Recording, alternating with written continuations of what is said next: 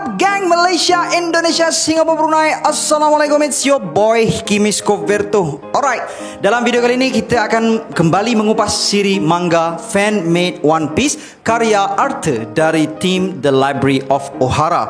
So sebelum ni aku dah review chapter 1, 2 dan 3, yang mana dalam chapter 1 kita telah mendengar penjelasan Garp tentang rahsia insiden God Valley, misi Shanks yang ingin memburu Kurohige bagi menguburkan legasi Zebek selama-lamanya, dan kemunculan dragon di Marijoa. Dalam chapter kedua pula kita dapat melihat penjelasan nasib kerajaan Sorbet, rahsia senjata SSG dan asal-usul buah devil.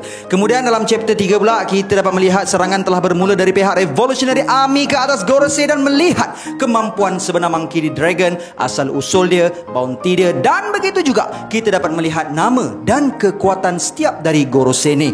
So jom sama-sama kita dengar penjelasan kali ini, apa yang bakal berlaku dalam chapter keempat ini. Tapi sebelum itu, kepada korang yang belum lagi subscribe channel aku harap korang dapat subscribe dan menekan bell notification supaya korang tak ketinggalan video-video dari aku. Share channel ini kepada kawan-kawan korang menerusi Facebook, Instagram dan WhatsApp supaya lebih ramai yang mengenali channel ini. Follow IG Kimi Skoverto so that korang dapat update terkini dari aku. DM IG Kimi Skoverto sekiranya korang nak aku promote bisnes, servis atau media sosial korang. Join grup Telegram Skoverto Fleet untuk berpeluang memenangi hadiah every month. 5 pemenang akan dipilih setiap bulan. Hantarkan video anda ke email kimiskoverto@gmail.com sekiranya korang berminat untuk sertai segmen What Up Anime. Dan kalau korang berminat dengan jersey Skoverto Fleet ini, korang boleh klik link di ruangan komen yang telah dipinkan di bawah.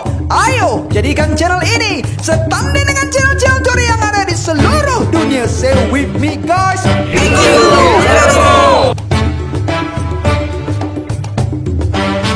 setiap kali keropok moni, hidang petang pagi, keropok moni, rasa yang menawan.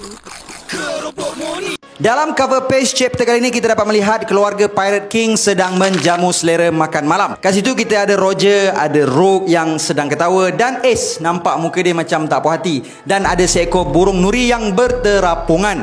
Cover art ini adalah hasil karya Ricky Achong Subroto. Alright, membuka tirai chapter kali ini kita diperlihatkan yang raja-raja seluruh dunia masih lagi menunggu di dalam bilik persidangan Reverie dalam keadaan terpinga-pinga tak tahu apa tindakan yang patut mereka ambil. Presiden Hamburger mengatakan supaya mereka hanya tunggu dan lihat apa yang bakal ditakdirkan setelah peperangan ini tamat. Kemudian scene telah beralih ke arah Red Port. Kita dapat melihat yang gondola yang direka oleh Dr. Vegapunk telah tersangkut, membuatkan pada ketika itu tiada siapa pun dapat naik ke Marijoa. Kemudian scene telah beralih ke arah Socializing Plaza di Pangaea Castle. Kat situ kita ada Princess Rebecca, Princess Vivi dan Princess Shirahoshi. Di sana mereka telah melihat kepulan awan di langit seolah-olah satu puting beliung bakal membadai Marijoa, dan princess-princess di situ dilihat mengkhawatirkan bapa mereka masing-masing, dan seorang pengawal diraja telah datang dan bagi tahu supaya mereka dapat bertenang kerana sekarang ini merupakan waktu kecemasan. Vivi yang sangat merisaukan bapa dia memarahi pengawal tersebut dan mengatakan bagaimana dia dapat bertenang sedangkan bapa dia berada di Marijoa. Kemudian tiba-tiba tanah yang mereka pijak bergegar-gegar seperti berlakunya gempa bumi. Kemudian Vivi berkata kepada Rebecca setelah dia melihat something wrong dengan Vivi, suara itu lagi. Kat sini sedikit sebanyak menjadi misteri. Suara apa yang Vivi dengar dan macam mana dia seorang je yang boleh dengar. Tak apa, jangan risau, nanti perkara itu akan disentuh lepas ni. Alright, kemudian scene telah beralih ke arah komander-komander pasukan Revolutionary Army yang sebelum ini telah diarahkan Dragon untuk beredar. Dan dari panel tersebut kita dapat melihat yang mereka merisaukan pasal Bonnie. Lindbergh mengatakan yang dia gagal untuk menghubungi Bonnie dan berharap Bonnie tidak ditangkap. Dan kemudian Karasu mengatakan yang mereka sendiri sekarang sedang berhadapan dengan masalah. Kemudian kita dapat melihat The Squadron, leader of CP0, Rob Lucci, melihatkan Lucci menjadi penghalang mereka untuk melarikan diri. Sabo telah mengarahkan komander-komandernya untuk pergi terlebih dahulu, membiarkan dia untuk bertarung dengan Lucci dan akan menyertai mereka kemudian. Lucci mengatakan yang dia telah jauh lebih kuat berbanding pertemuan mereka sebelum ini. Kemudian scene telah beralih ke arah Eden City di mana kita diperlihatkan dengan Bonnie telah diserang.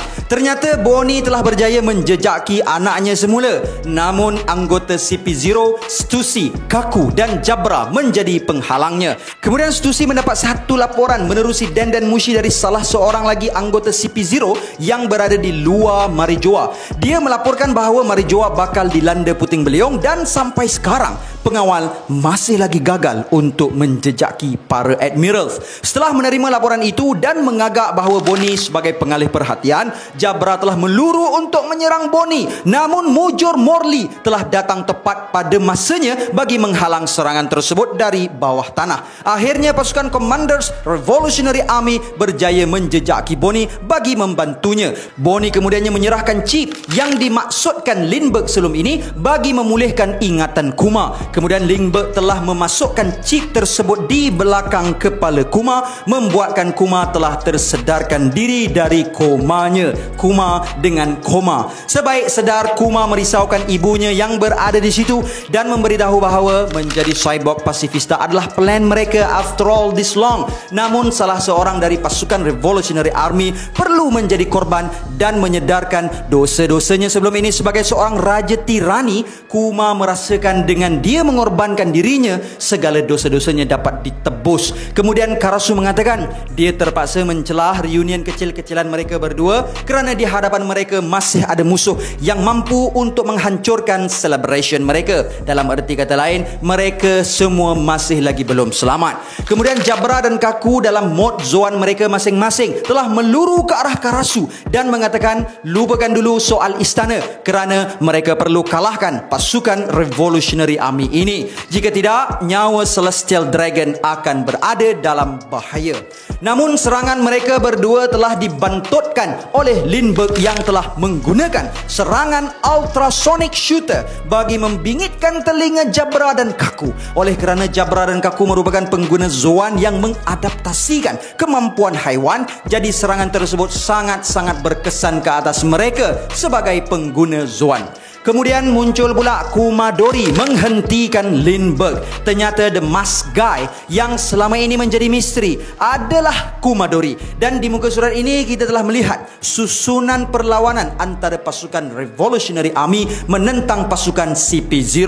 Kumadori bakal bertarung dengan Lindbergh dan Kaku menentang Karasu. Okay?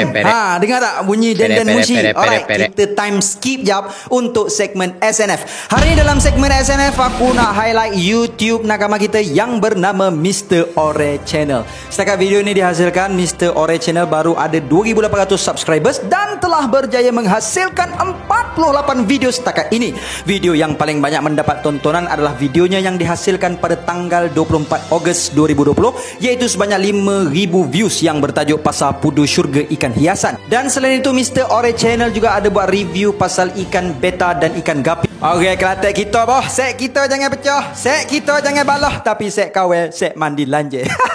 So jom geng, kita sama-sama support Mr. Ore Channel supaya dia berjaya mencapai 10k subscribers sebelum Ramadan ini. Link channel dia aku tinggalkan di ruangan description di bawah.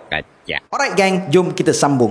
Kaku telah menyerang Karasu dengan pedangnya, namun pedang Karasu hanya menembusi tubuh Karasu. Sedarlah Kaku bahawa Karasu merupakan pemakan buah Devil Logia. Karasu menjelaskan bahawa dia adalah pemakan buah Devil Logia Tartarnomi dan telah berjaya awakenkan buah Devil Logianya. Kat sini aku rasa sangat menarik untuk diberikan perhatian sebab sebelum ni kita tahu hanya buah Devil Paramecia dan Zoan sahaja yang boleh awaken. Tapi dalam siri fan-made manga ini, Arthur telah mengeluarkan satu lagi teori menerusi manga ini bahawa pengguna Logia juga mampu untuk awakenkan buah Devil mereka. Yang mana sekiranya pengguna Logia telah mengawakenkan buah Devil mereka, mereka mampu untuk menghidupkan elemen Logia mereka. Sambil menerangkan, Karasu telah menyerang Kaku dengan sosok dinosaurus ke arah Kaku, namun mudah dihalang oleh Kaku. Dan Karasu menerangkan lagi ciri-ciri Awaken Logia bahawa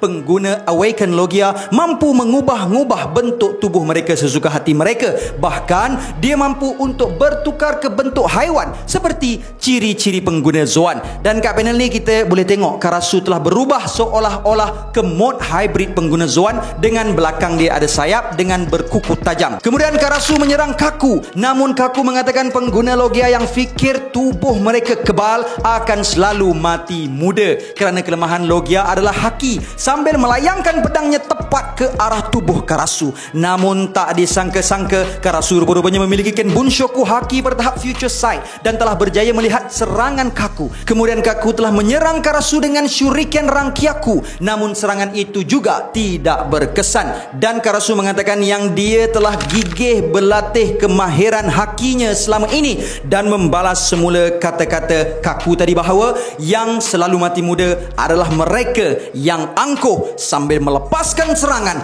Dark Claw tepat ke tubuh Kaku membuatkan Kaku knockout. So kat sini kita dapat lihat selain daripada buah Devil Logia Tartar Nomi Karasu diperkenalkan, dalam chapter ini juga kita tahu sedikit sebanyak teori dari arti berkenaan kemampuan Awaken buah Devil Logia tahap haki Karasu, yang mana tadinya kita dapat lihat Karasu memiliki haki bertahap Future Sight dan sebelum Karasu melepaskan serangan dia, seolah-olah Karasu juga mempunyai Haoshoku haki. Baik, kemudian panel beralih kepada perlawanan seterusnya di antara Morley menentang Jabra, dan dalam perlawanan ini kita dapat melihat yang Jabra juga is no match against Commander Revolutionary Army ini. Semasa Jabra menyerang Morley dengan teknik Rokushikinya, serangan tersebut bukan sekadar tidak melukakan Morley, bahkan Morley telah menyerap Jabra ke dalam perut monggelnya dan menerbangkan Jabra ke udara, membuatkan sang serigala jadian itu juga telah tertewas. So pada akulah, mungkin aku rasa Arthur terinspirasi teknik ni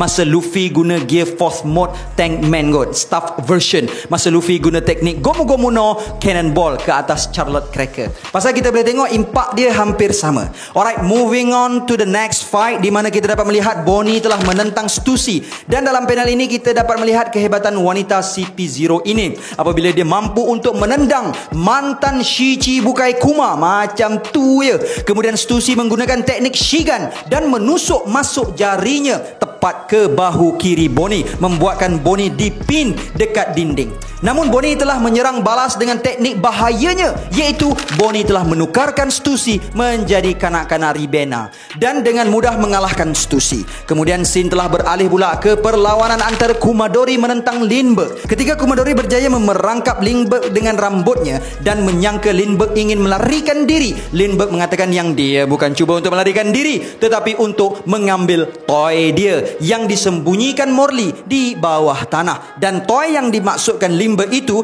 ternyata adalah robot yang ketinggian dia melebihi Kumadori yang bernama Spirit of Nian Lois. Kemudian Lindbergh telah melancarkan serangan ke atas Kumadori, namun keputusan perlawanan antara mereka berdua tidak ditunjukkan dan scene telah beralih ke arah Dragon yang telah akhirnya berjaya menjejaki Im Sama. Dragon mengatakan walaupun dia dulu merupakan salah seorang dari keturunan Celestial Dragon, namun dia tidak pernah mendengar nama Im Sama dan tak pernah juga tahu yang ada orang menjawat jawatan setinggi dia. Jadi Dragon tertanya-tanya siapa Im Sama sebenarnya. Kemudian Im Sama membalas yang dia adalah Raja Imu dan dia telah lama menantikan kehadiran Dragon, dan chapter keempat Return to the Reverie pun tamat. So geng, macam mana menurut kalian? Aku rasa dalam chapter ni banyak gila teori-teori yang menarik, walaupun tidak disandarkan kepada mana-mana reference sebab teori ini berbentuk manga kan, but still worth to read. So please tinggalkan pendapat korang di ruangan komen kat bawah, okay? And again, kepada korang yang berminat untuk dapatkan jersey Scoverto Fleet ini, link WhatsApp dia aku tinggalkan di ruangan komen yang dipin kat bawah. Okay, ayo geng, jadilah sebahagian dari Scoverto Fleet. Let's show them our true color. Tarikh tutup tempahan jersey ini adalah pada 11 Mac 2021. And geng, sedikit renungan before I end. Dalam usaha kita mengejar impian, akan ada mereka-mereka yang cuba untuk melemahkan kita, bahkan merendahkan impian kita, sampai ada yang tergamak meremehkan usaha kita. Jangan pandang rendah dengan diri kau sendiri dek.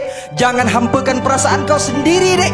Kalau ada yang masih lagi meragukan sejauh mana kau boleh pergi, pergilah sejauh-jauhnya dek, sehingga kau tidak lagi mendengar suara-suara sumbang kurap mereka. Unlock your potential, unlock the beast that hunger for success inside of you, and go forth and go beyond. And until then my gang, There is no God except Allah.